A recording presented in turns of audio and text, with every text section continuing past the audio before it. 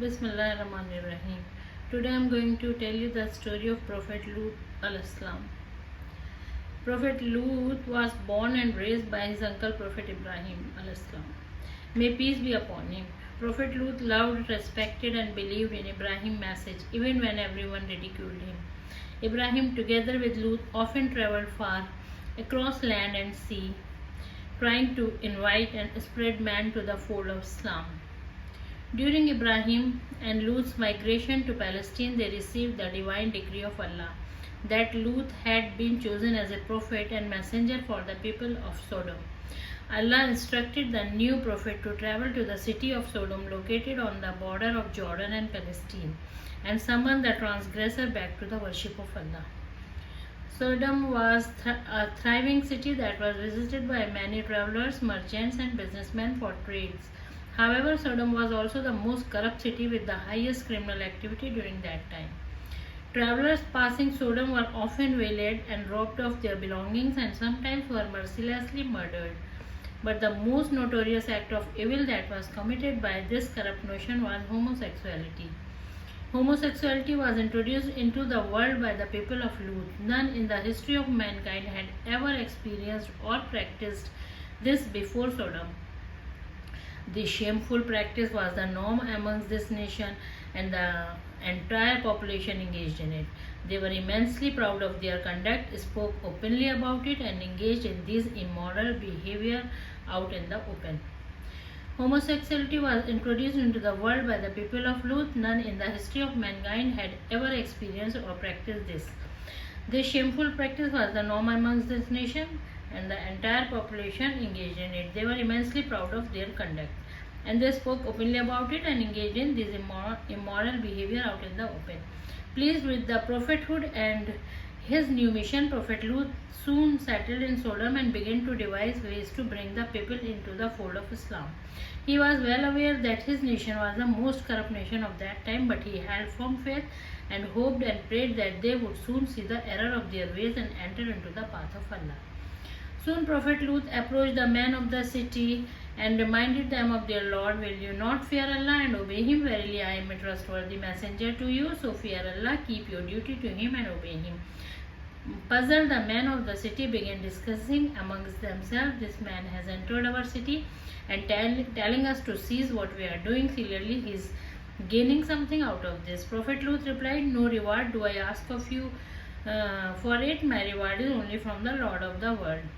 Prophet Lut then broached the matter of the homosexuality and informed them that it was indeed an immoral practice. He said, do you approach males among the world and leave those whom Lord has created for you as your wives? No, you are a people of transgressing. People Lut then informed his people that he would never agree to be a part of such a practice and warned them of severe punishment from Allah. He said, I am indeed of those who disapprove with severe anger and fury your action. The men and women of Sodom became very angry at Lut's speech. They began to discuss among each other, planning to drive Lut away from the city. They warned Prophet Lut, if you cease not, O Lut, verily you will be one of those who are driven out. Prophet Lut became distressed after years and years of inviting people to Islam. Not one person in Sodom had entered the fold of Islam.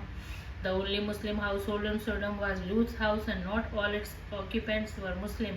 Lut and his daughters were steadfast in their religion, but his wife continued to be among the non-believers. So Prophet Lut raised his hands to the heaven and prayed, my Lord, support me against the corrupting people. My Lord, save me and my family from what they do. Meanwhile, Allah sent 3 angels, including Angel Jibril, disguised as men to Prophet Ibrahim's house as guests. Ibrahim, who failed to recognize the angels, prepared a grand feast for the guests.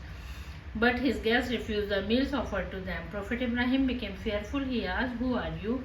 The angel replied, do not be afraid. We are the angels of Allah. We have been sent to the people of Lut and we have been sent to give you gold tidings of a son possessing much knowledge and wisdom. Prophet Ibrahim knew that Allah's punishment for the people of Sodom was near. He immediately feared for his nephew. Lut, he said to the angels, indeed within it is Lut. The angel replied, we are more knowing of who is within it. They reassured Ibrahim that Lut will be saved. The angels then proceeded towards Sodom Sodom described as handsome young man. The daughter of Lut, a believer, witnessed the handsome man entering the city and frantically ran to her father and informed him of the three men. Prophet Lut approached the men and welcomed them to the city of Sodom. He knew too well of the fate that would befall the young man at the hands of the men of Sodom. So he intended to convince the men to leave the city for their own safety. But Prophet Lut was too embarrassed to ask the guests to leave, so he guided the guests to his home, ensuring that none saw the three handsome men. Lut's wife, a non-believer, saw the men as they entered her house together with her husband. She hurried to the men of the city and informed them that Lut had three attractive young men in his house. The men rejoiced at the news and slowly gathered outside the house of Lut and began pounding on his door. Lut shouted, "Do not disgrace me concerning my guest. Is there not among you a man of reason?" Growing restless, the man shouted back, "Have we not forbidden you from hosting people?" The whole nation of Sodom had now gathered at Lut's doorstep. They grew impatient by the minute and began breaking down his door. Feeling agitated, Lut called out to his people, the girls of the nation are my daughters to marry lawfully if you must act so." The men responded, "You have already known that we have no interest in your daughters, and indeed you know what we want." Prophet Lut became helpless against the corrupt people.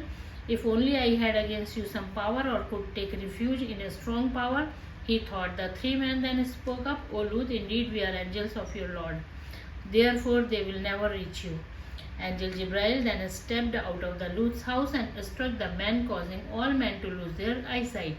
Shocked and enraged, the men shouted, "What is this magic that just hit us? Where did this came from? O Lut, you are the one behind this. You will see what we will do to you tomorrow." The blind men then returned to their homes, plotting to destroy Lut the following day.